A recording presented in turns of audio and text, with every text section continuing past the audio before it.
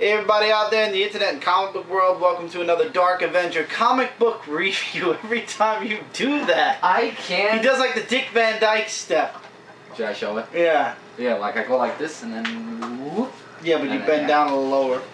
Well, I'm not getting down that low. Still can't believe you did what you did last night on the We Fit Plus. He did a 30-minute jog in our room. Well, I gotta keep fit. You know? He was dying by the last 2 minutes. But anyway, yeah. Next week there is a boatload of Marvel books, both in the now form and the regular form. I officially have had to put down Gambit. I did put down also Astonishing X-Men. I might pick it up in the following week, depending how many books. But I found out the reason that there are so many books from Marvel for next Wednesday is because the following week they'll be doing only 2 comic books. Avenging Spider-Man 15.1 and Amazing Spider-Man 700, which was leaked. And I strongly advise all of you out there as readers, and from a very, I'm a big fan of Spider-Man, and from a reviewer standpoint, it's not worth ruining the book. It's an $8.99 book. I understand a lot of people would rather just see the spoiler and not buy the book, but I would advise you guys to wait. The book is only a week away from this Wednesday. Relax, breathe, enjoy Christmas, and then when Christmas is over, the day after will be the day the comic comes out. And for those who had a happy Hanukkah as well, because Hanukkah... Yeah, Hanukkah just ended. So we are 37 episodes away from 200. While Mike was fiddling around fixing the camera, I did the little doodle. Just wanted to throw that out there. Oh, didn't notice that. So, as far as the digital reviews, really quick, digital reviews should be up soon. It's a new routine for me. I've just got to get used to it.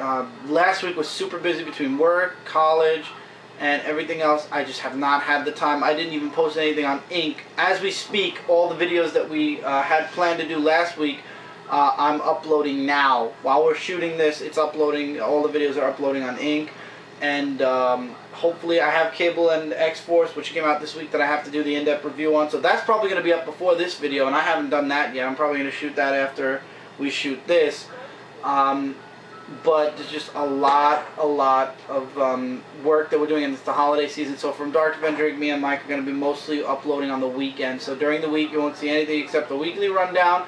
And I'm going to try to get back to IDW Advanced. Zenescope Advanced, I think I'm not going to do any of those for a while, because we've been reviewing almost every single book they've released on Dark Avenger Inc. So instead of doing the advanced review, we're just going to review all the books on Dark Avenger Inc. instead. I think it's better, and advanced reviews give me headaches because I have to do them before the books come out, and I always end up uploading the video like the day they come out or the day after, so it's not an advanced review anymore. So, and everybody's been doing books from Zenescope, and we love Zenescope books. Oh, yes. Speaking of which, that poster, Robin Hood versus Red Riding Hood, that's going to be awesome in March. Oh, I can't. If you're wondering what I'm talking about, go on Dark Avenger, Facebook.com/Dark Avenger Inc. You'll find out about that. The books we're reviewing this week came out on 12/12/12, December 12th, 2012. Yep. And we have 3 indie books this week. First one is Image, Walking Dead 105. No zombies, no nothing. This is all about Carl being in the, what do you call it, the prisoner of Negan. But not really a prisoner. Negan shows him around. He basically watches life from where Negan rules over.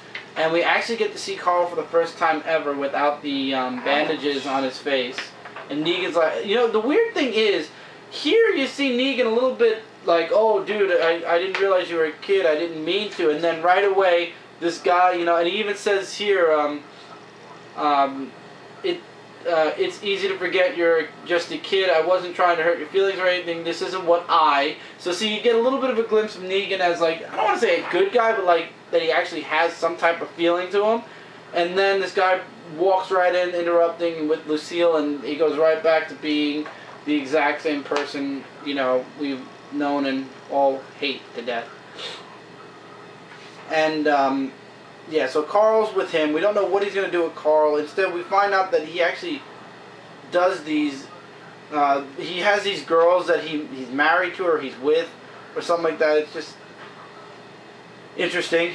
And she was with her husband, I believe she got with, and we find out about how his head got ironed because he actually put a hot iron to another guy's face, and the guy faints, and yeah.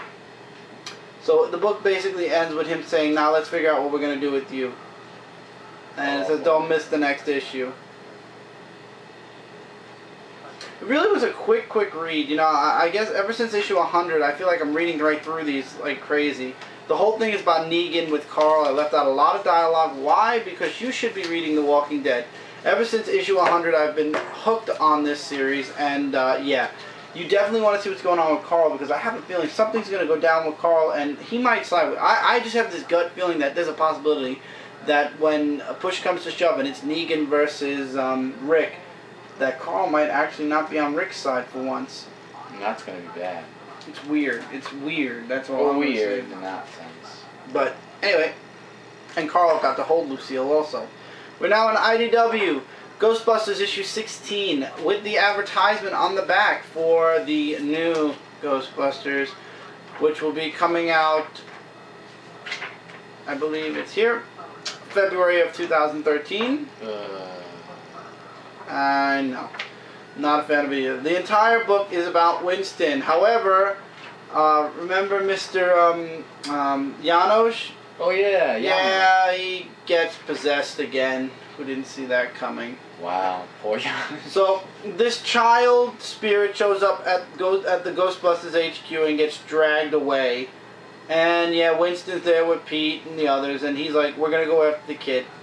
They chase after the child to a house. Winston goes in, automatic wall. And it turns out, spoiler alert here, it was his former drill instructor who is now apparently dead. And long story short, Winston traps him, and that's basically the end of the story. Yeah, and all there is this poster, "I want you dead, Mr. Zedmore." And that's it. It was a really straightforward story. Yeah, it's a fan art story. Oh wow. It was a straightforward read. I enjoyed it.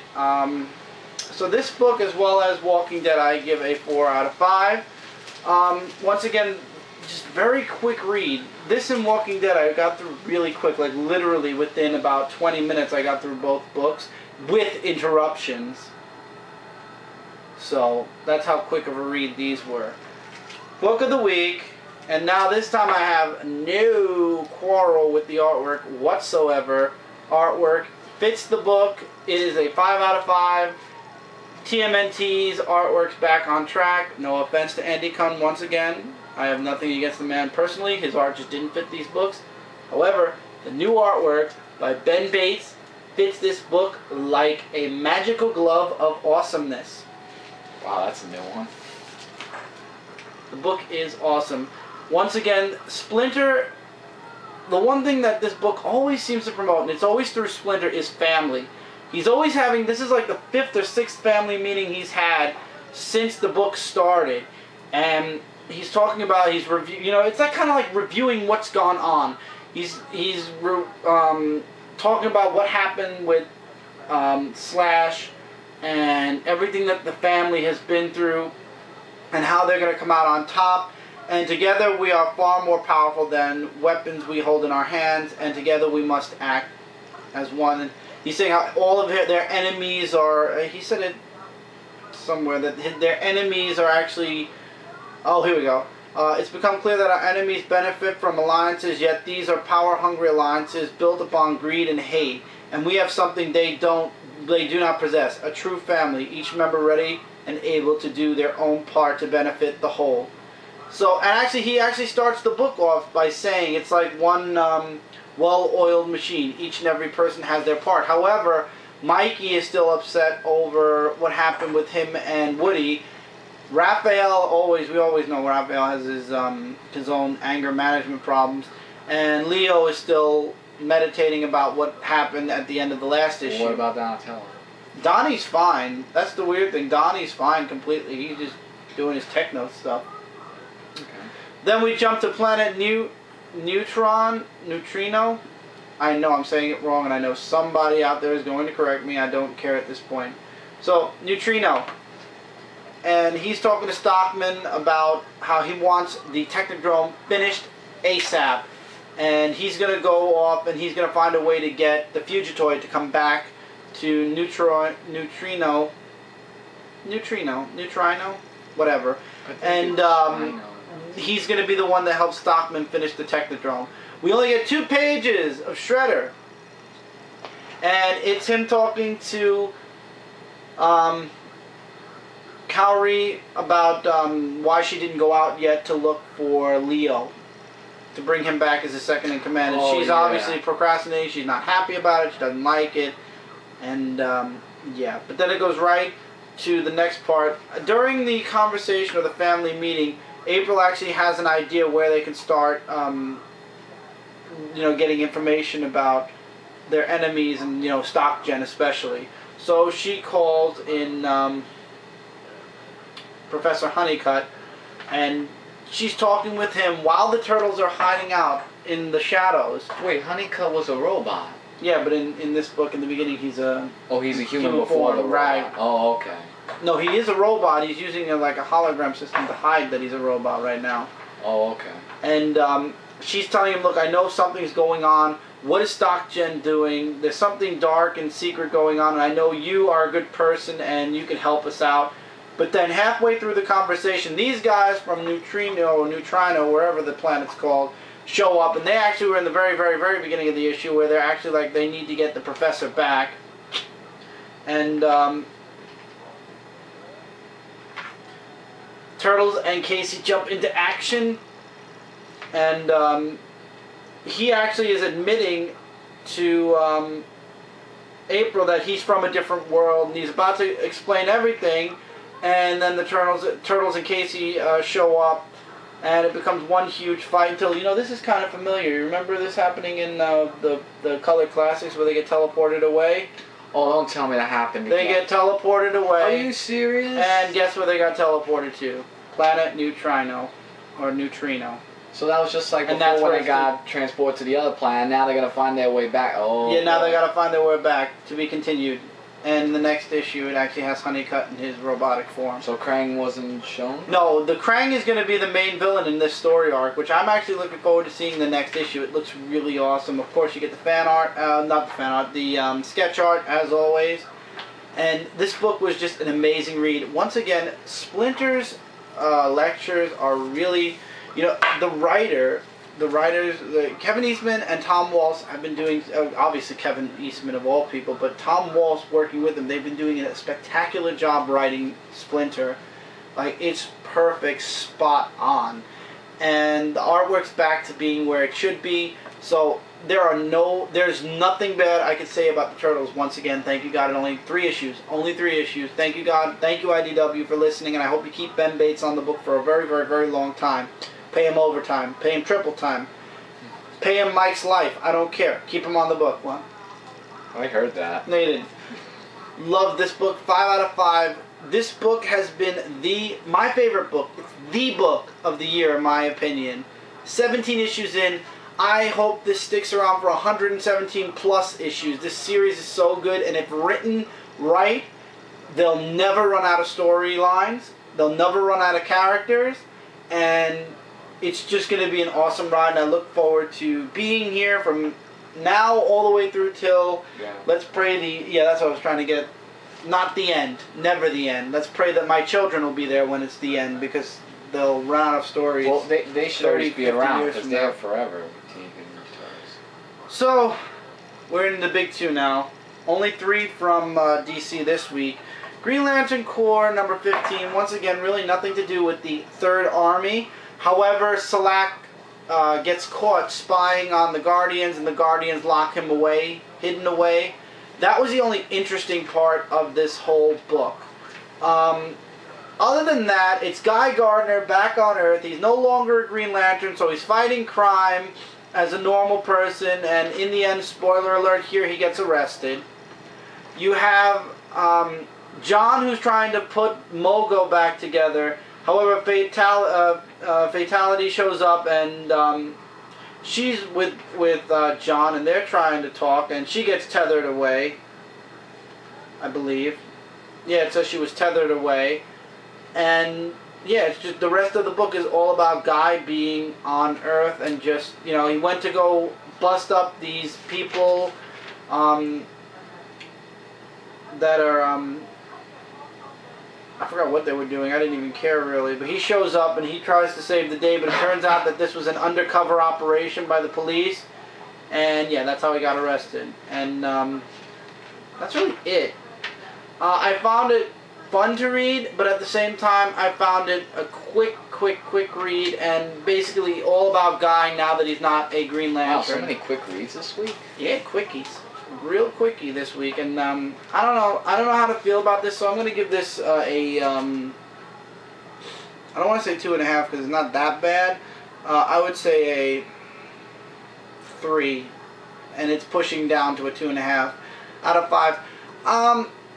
I'm not saying it was a bad read, but at the same time, it's like, okay, we're in issue 15. The next issue is the last issue for the Rise of the Third Army. We have not really seen the Green Lanterns engage the Third Army yet, except for the issue before this, where they got their butts handed to them, and Guy Gardner resigned as a Green Lantern. The end. I don't see the point in that. I don't know. Little disappointed in Green Lantern Corps this week. I was hoping that maybe there'd be a thing with John and the Third Army, or maybe, you know, a little bit more of a development. This book seems like it's more of a development of the Guardians, so it is important. However, I don't know. I didn't enjoy it as much as I usually do this time around. My opinion, guys. You definitely don't have to agree with me, and I'm sure a lot of you are saying Christian nuts, but that's just me.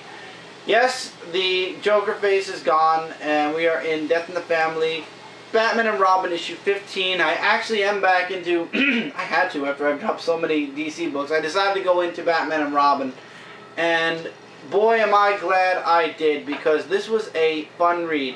This takes place actually after Batman 15, but I'm reviewing this first because Batman 15 was amazing. Damian is the only one that Bruce says to stay behind, watch the monitors, and keep an eye on everything in case something turns up. But of course, we all know Damian's not going to listen. He does he looks for some traces in the dirt where Alfred was taken down. It turns out that he found traces of Hyperidae, family of whatever, Carnivora. Basically, it turns out it leads him to the zoo. The Gotham Zoo. So he's there looking for Alfred, and I don't want to say he falls into it. He does really. He falls into a trap, and the trap was set by, and this is a gruesome picture, so I cannot show that one. Ew. But basically, the trap was set by the Joker, and they really know how to draw him looking menacing. And Joker's telling Damian all about how him and the others are holding Batman back. And he's sick, twisted, and sadistic. And Damian I love how Damian actually headbutts him at a certain point. But he gets trapped by the Joker. And here's the headbutt. He gives him a little bit of a headbutt. And yeah, it's just a lot of dialogue between Robin and Joker. Robin's calling him a psycho, and he's saying that basically Damian is Batman's shadow, and he's like holding Batman back from being the king that he was. He uses a lot of king and jester terms here. So in the end, he traps Robin. And I don't believe this is Batman. This has to be somebody else. But in the end, it's Damian facing off against Batman. Now, I don't know if that's true. But I don't know what happens in Batman 16 that could lead into this book. This was just a sick and twisted book to read. But it's a 4.5 out of 5 stars. I enjoyed it. I really did enjoy the dialogue that was shared between Damian, Robin, and Joker. It looks basically Damian's not scared of Joker at all. Damian has no fear towards Joker whatsoever. But when Batman shows up at the end, that's where his true fear comes out. I'm just saying, what's there to fear about? He's just, you know. Yeah. But I'm glad I jumped back into Batman and Robin. This was a really fun read. I can't wait to see where this is going to go, especially with the Death in the Family tie-in. The more I'm reading, the more I'm saying that I think it's going to be Alfred that dies, and I'm so not comfortable with that. I'm so not comfortable with that at all. Maybe he won't die. Maybe they're making you think he will, but maybe he won't. I hope not. Who else could die? I don't know. Batman 15. The book from DC this weekend. Yes, by the way, for those of you that didn't notice already, my protest is over for the whole Gail Simone thing. I'm back to reviewing DC Comics. Basically, everybody except one person whom I believe was just talking out of somewhere said, agreed with me. One person said it was dumb, but you know what? At least I didn't drop all my favorite DC comic books, whereas I know a bunch of people. One person scolded me and said that I should not be buying anything DC for a good month, and I said, look, that's not going to help things at all, because... That's not going to do anything, because there are a lot of people that are going to... I was surprised I got scolded. I'm like, really? I'm sorry, but I like Batman. At least we know they're watching. Yes. And that's the most important part. So, we jump right back into the action where Joker is telling Batman that he knows everything, and then Batman's like, you know nothing. And you are nothing but a degenerate filth. It's the same dialogue we always hear between Batman and Joker. But then the police show up. And Joker, of course, is prepared.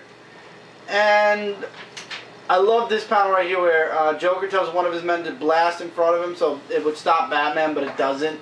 However, Joker has something on his skin, and it's like a toxin, a nerve toxin. And, yeah. Batman basically is frozen in place, and this is where Joker says there's going to be a huge celebration and everybody's involved. It's going to be spectacular, and he gives Batman his invite by kicking him right into the river. And then Bruce has a dream where basically he thinks the Joker's captured and everything, and yeah, he's really not. He's dreaming that Joker's Alfred, and then he really does wake up. Greg Capello's artwork is awesome. And they're all there because they want to know the truth. Was Joker speaking the truth? And this is where Bruce admits a huge, deep dark secret that he never told anybody. It was during one of his cases against the Joker, and he had come back to the Batcave, and it turned out, you know, he was going to do some research. He didn't. The next day he came downstairs and he found a Joker card right next to the Batboat floating in the Batcave. And everybody's fighting with Bruce. Maybe did Joker get in here? Because if he got into the Batcave, he knows that you are Batman. He knows about all of us. And Bruce is trying his best to explain to them that there is no way anybody could break in because, first of all, it's impossible due to before the added safeguards, the Batboat would have picked up the extra weight. Second, if he did somehow manage to evade the sensors, he'd still have to make it through the tunnels, meaning he'd have to hang onto the boat while traveling almost 5 miles underwater at speeds nearly 50 miles an hour. None of us could do that. So he's trying to convince them all that there's no way that Joker was in there, and they're just not believing him. And then finally, Dick just says, you should have told us about the card. And he's like, this is what Joker wants. He wants to play us all against each other. This is what he's trying to do, is separate us and, you know, basically divide and attack. So he tries his best to explain to them, but they're not taking it. And in the end, basically, he walks off. He says, I have a lead to follow, and they want to go with him. But he says, stop talking, and walks away. He finds out that where the phone or where the signal came from, and it turns out it was an officer that worked at Arkham. And for the past year, while the Court of Owls was going on and we were all busy focusing on that and everything else Batman, for a year, Joker's been running the asylum. Doesn't this sound familiar, Arkham Asylum 1? Pretty much. Basically, he shaped the asylum up to be this big thing for Batman. It's all set up for Batman. Batman walks into the building, lights go on, to be continued. The second story was good. It was about Joker breaking the Riddler, or getting the Riddler to break himself out, and he wants the Riddler to work with him. He shows the Riddler his plans, and he's like, I know. I think I can guess what you have planned, Joker. I know it's long enough, and then he cuts himself off, and he's like, I don't understand. And then Joker's like, you will. Don't worry. This is about me and him. You don't need to understand, but trust me, you're going to want to come along for the ride. And that's where the second story is ended. So apparently Riddler might have his hand in this when all is said and done. 5 out of 5. Batman was spectacular this week. I'm really enjoying Batman. Greg Capullo's artwork and Scott Snyder's writing is spectacular. I think I would drop Batman if they got rid of Scott Snyder off the book, but they won't do that because he's doing a spectacular job. Absolutely. So we are done with DC. We are done with the indies. We have 2 minutes left, so let's go into one Marvel book, which is the Marvel Universe versus the Avengers, issue 3 of 4. Really, it's Hawkeye versus the Marvel Universe because the story main character is Hawkeye. Throughout the whole book, it's all about Hawkeye. So, the Avengers are working for Dr. Doom now, and they're capturing and putting those necklaces on everybody who's infected, and it basically brainwashes them, and people who aren't infected that wear it will never become infected. Thor refuses to put on the necklace. He refuses to be a puppet of Doom, and he won't wear his dog collar. And he takes off and leaves. He says there are other worlds to save. So, then it's all about Hawkeye for the rest of the book. Talking about what's going on, how Doom is watching everything. And they're trying to figure out what the catch is with Doom. Because they're not trusting Doom. And the She-Hulk's attacked and they're infected. But the Avengers make it there with the Punisher too late. Punisher does not wear the necklace at all. Oh, the Punisher's in this? And then we get into this part where Doom is working on Daken, and Daken actually remembers, like he gets Daken to get his memory back, sort of, but he's like a kid. And he like curls into like the fetal position. And this is where the Avengers are talking about we got to figure out what to do with Doom before things really get out of hand. Here's the Punisher Nightmare. It's coming out. Are you serious? Mm-hmm. Oh, wow. 5 parts, 5-week event. It's going to be 5, the 5 weeks, 5 parts, and straight through. I might check that out. Surprised you didn't check out Space Punisher. Well, Space Punisher, I'll wait for the trade paperback. They're trying to figure out what Doom's catches. Hawkeye catches Deadpool taking a body, or a bloody body, to Doom's laboratory. And here's a huge spoiler alert with 25 seconds left, so you might want to leave to the next part if you don't want to hear this. But Doom is actually, spoiler, infected. To be concluded. And he's going to eat Mystique. Boy, am I glad I decided to read this miniseries. 1 issue to go. 4 out of 5 stars, pushing down to a 3.5 out of 5 stars. Once again, guess what? Quick read. But it was a fun read. So that was Avengers, Marvel Universe versus the Avengers, or Hawkeye, issue 4 of 5. Come back in the next part where we're going to be talking about, you guessed it, more Marvel, and then we go into Marvel Now. Once everything or all the Marvel Now books are in, I'm going to start mixing up the books again. Right now I'm doing the books that aren't Marvel Now first, and then the books that are Marvel Now. So these aren't in any really potential order at this time. See you guys in the next part. Come back, we got a lot to talk about, and we have 2 number 1s. So see you guys there.